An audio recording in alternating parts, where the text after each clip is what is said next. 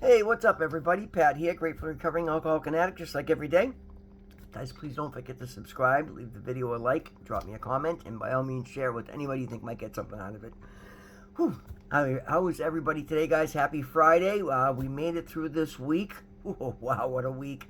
It's ironically, guys, I just got off the phone with my therapist. We had to reschedule, so I just had my online therapy visit, and I love doing that. Between that and Friday's meeting and doing that before I do my video was so invigorating. Like looking back at this week, and normally after a week like this, I'd be pissing. In my old life, I'd be pissing and moaning. Oh, this happened, that, the traffic. Ah, man, like talking to my therapist and then talking to people at the meetings. I'm focusing on the difference I made today, and not even today, but this week. The amount of people I helped out for free, the amount of new customers I got. I just got a call from a customer who wants me to do more work. She's a new customer this week, and literally, she's like, and she ended her text with, "I hope this doesn't sound like a complaint. I want to say how grateful I am for having met you and how awesome you are. Thank you so much." Like I get so much of that today, guys. My point being, it's not difficult to succeed in this world if you challenge yourself to step out with your best attributes. Like I'm becoming more confident, more capable, more giving, more compassionate, and I love that. And my life is thriving, guys. Like thriving. I looked at my bank account today and literally was shocked. Like the numbers that I send, I'm not gonna throw them out there, but the numbers I see there are beyond anything I ever believed I would ever see in an account. And I know that's just the beginning. I was shocked 6 months ago, and now I've tripled that. Like things continue to get better and better because I continue to get better and better, and I challenge myself to do these lessons every day to see how they apply in my life, and then just try to do better the next day. And today was another day. Like as a matter of fact, I'm waiting to hear back from a friend. It was somebody brand new came to his very first meeting today, and he's in his very first halfway house. So his first attempt at recovery. He's probably my age. And I met him and we were talking. And he's like, "Listen, if you work, if shoveling, anything else, let me know." Just got to a halfway house. Probably just come out of whatever program. Doesn't have any money. And I'm like, "Of course, man." So somebody else reached out to me today and said they need their car shoveled out. So I called them right up, and I'm like, I'm still waiting to hear back from them actually, but I'm going to give them the opportunity to go make a quick $50, digging a car out, and hopefully it'll brighten his day. Like one thing I enjoy more than anything is when somebody comes to me in a meeting and they're looking for anything, if I'm able to help them up. Because I see them get the spark, and I see them start to embrace recovery, and I know I'm doing my job because that's my purpose here is to, help as many people in recovery and help as many people find recovery as possible. To kick addiction in the ass, to take a dent out of addiction, to fight the devil. Like this is what I've made my life about, and because I've chosen that. Like I had kind of foregone the thought that I was ever going to be wildly successful because my life has never gone that way, even though I've got all these amazing skills. And because I focus on just doing the best I can, being the best I can, guys, I'm thriving in ways, and I'm fulfilling the dreams that I had that I never thought I was going to. Like I'm going to be a millionaire property owner in Boston in the next few years. I can own my first property this year. Like that is a miracle in and of itself, and when I get to share these things with people that are up and coming, I'm fulfilling my not requirements, but I'm passing along the torch. I'm keeping what I have by giving it away, right? And giving it away is the title of the reading today, guys. I try to do something with these segments. I sometimes hit them, sometimes miss. Right? Progress, not perfection, guys. Giving it away is the title of the Just for Today NA meditation, guys. We must give freely and gratefully, which has been given freely and gratefully to us. In recovery, we receive many, many gifts. Perhaps one of the greatest of these gifts is the spiritual awakening that begins when we stop using, growing stronger each day, we apply the steps in our lives. The new spark of life, which is a direct result of our new relationship with a higher power, a relationship initiated and developed by living the 12 steps. Slowly, as we pursue our program, the radiance of recovery dispels the darkness of our disease. One of the ways we express our gratitude for the gifts of recovery, is to help others find what we've found. We can do this in any number of ways, by sharing in meetings, by making the 12-step phone calls, accepting a commitment or volunteering for hospital or institutions, or phone line duty with the spiritual or phone line duty. The spiritual life given to us in recovery asks for expression. For we can keep what we have only by giving it away and sharing it with others. And the affirmation is, just for today, the gift of recovery grows when I share it. Today, I will find somebody to share it with. And guys, I've done that. Like, I love the fact when I do these readings every day, they do apply, and I can find a correlation to them in my life. And that shows me that I'm on the path. I know I take things to another level. That's my nature. I always have. That's why I went so far down. That's why there was so much darkness in my life that needed to be dispelled. But it also shows me on the other side of things that I'm incredibly capable of making a difference in this world. And that is the most powerful feeling in the world, to somebody that had to give away all his power, or chose to give away all his power to a substance, to everybody that I interacted with, because I needed favors and I needed special treatment and I needed special, just leeway for just all the nonsense that I was doing. And I've cut all that out and I've walked away from it all.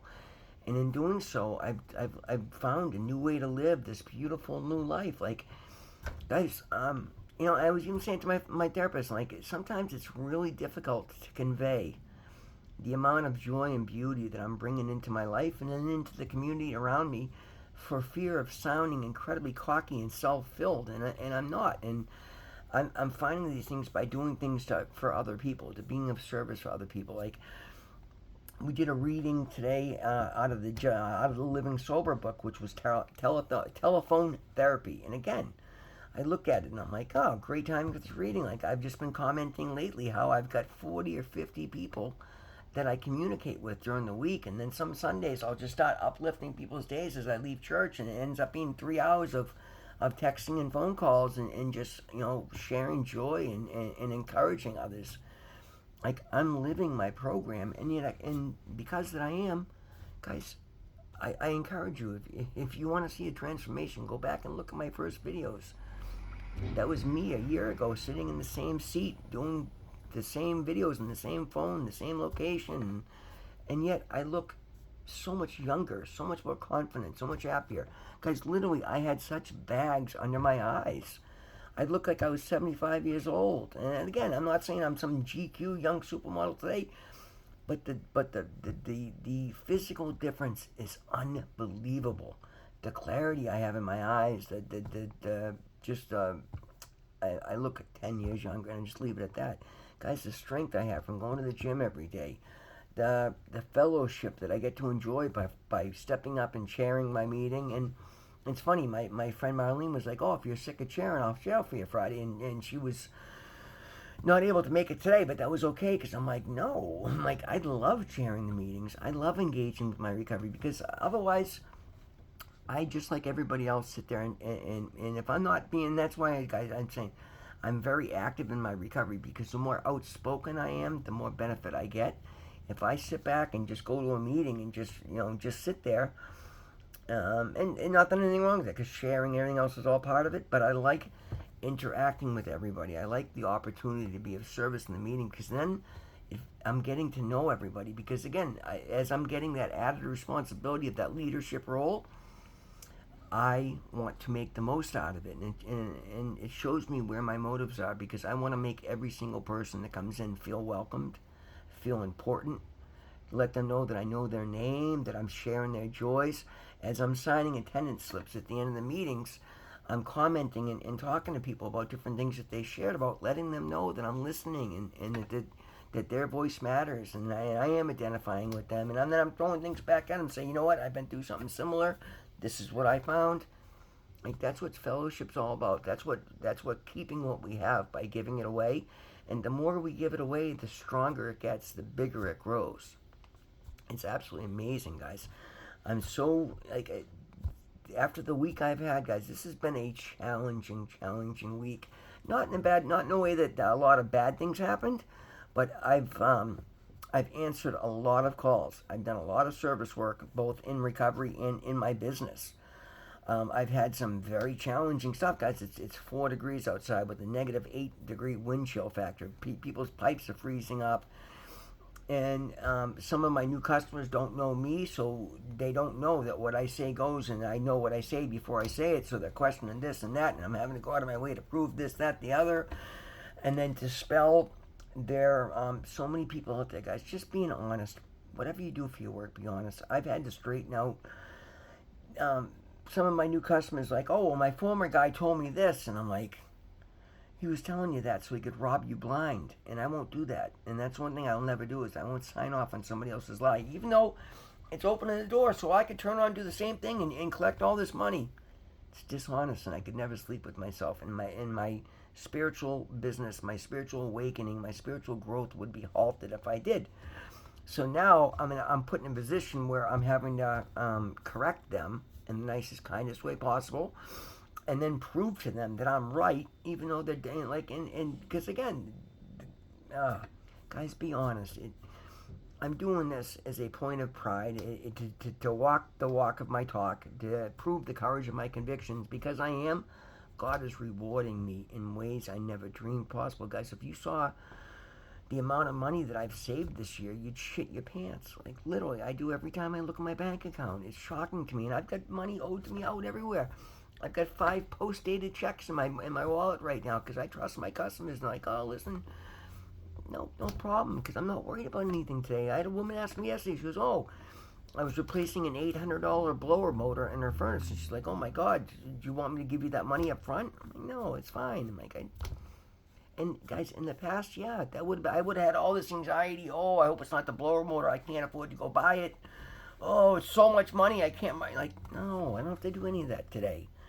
And then, because I go an extra mile, I found an electrical motor supplier that is a wholesaler here in Medford, and I saved her $300 on top of it. In the past, I've been like, boom, ching ching, 300 in my pocket.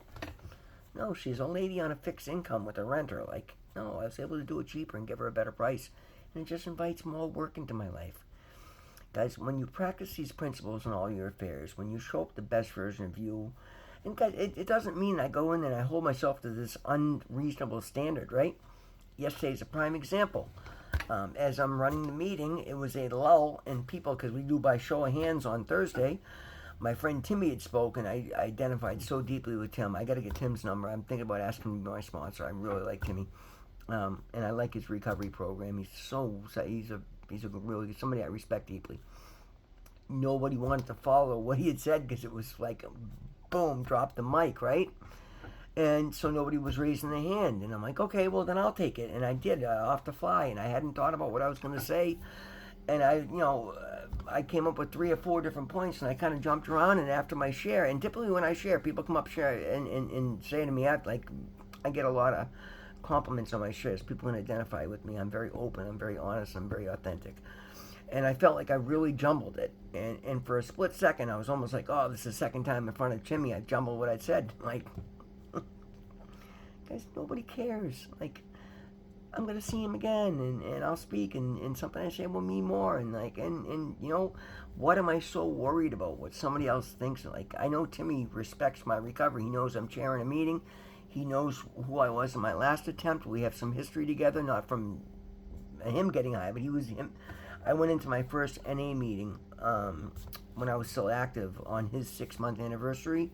And then I got locked up, and I came back to that meeting on his 1-year anniversary. And I told him that, and I let him know that he had reached me, as destitute and despair-filled as I was. So Timmy and I have a little history like that. And I love the fact that Timmy sees me now and sees the recovery program I'm working. And if there's anybody I want to drop a knowledge bomb on in front of, it's him.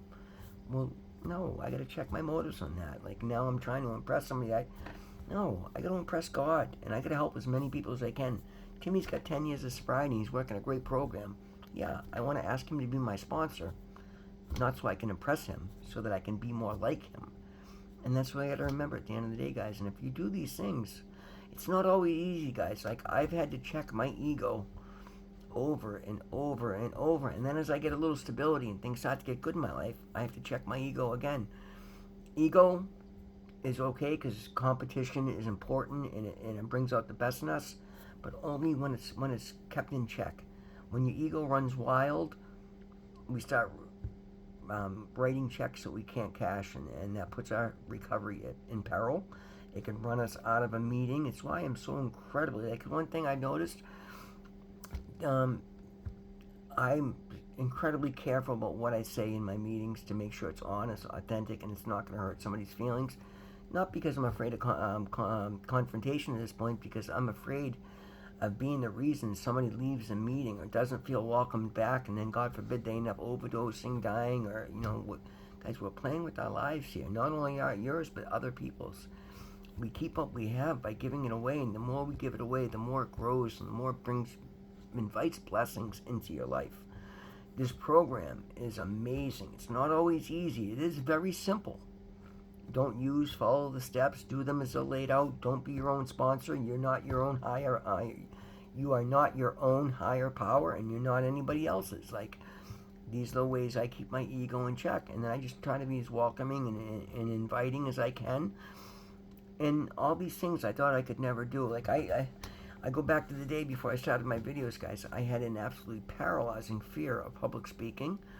I couldn't speak in a group setting without getting choked up and without losing my train of thought. And even in my earliest videos, you guys see it was I came off as very angry. And guys, I am so incredibly content today. I'm so incredibly excited today. I'm so incredibly motivated for today. I know I'm on the right path. I know that God is proud of me. I know I'm making a difference in my community, both in my recovery community and my just community at large. I know that my business is thriving. I know that I'm succeeding in every way possible. Like, what's not to love? And I know that a big part of this is because of my kind attitude, the fact that I live in a state of gratitude. And that's all because that's God's will for me. I know this because I pray on it every morning. I pray on it every night. I meditate on it every evening, and I wake up knowing that that's what's making the difference in my life. And if I question it, all I gotta do is listen to what everybody says to me all day long. Oh, it's amazing how positive you are. Oh, you're always so happy. Oh, you're always doing something extra. And then I look at the culmination of it, and I'm like, I have what in the bank? I can do what? I can go buy a house? Wow, right? Guys, it's not that hard. It's not always easy, but it's not that difficult either. I worked so much harder in my former life just trying to keep my head above water than I do being in raging success today sober. Stay sober. Be honest. Be honest with yourself first and foremost. That was the hardest thing for me to learn to do, is be honest with myself. But once I started doing that and then started practicing rigorous honesty in my life, and that means when I'm at work, when I'm at the grocery store, when I'm at the Pot Pie house, when I'm driving down the road, when I'm in prayer, when I'm in meditation, when I'm in my recovery meetings, I make that my standard that I hold myself to. And then lo and behold, I get all these opportunities and all these people willing to back me, wanting to collaborate with me, and just wanting to be in my company. Guys, it's a beautiful, beautiful life if you allow it to be. Find your path. Do it to the best of your ability. Find your higher power. Be faithful, give reverence, stay sober, and give yourself a chance. Guys, that's the video for today. Thank you so much for being here with me. Always remember, God loves you. I love you. We'll see you in the next one.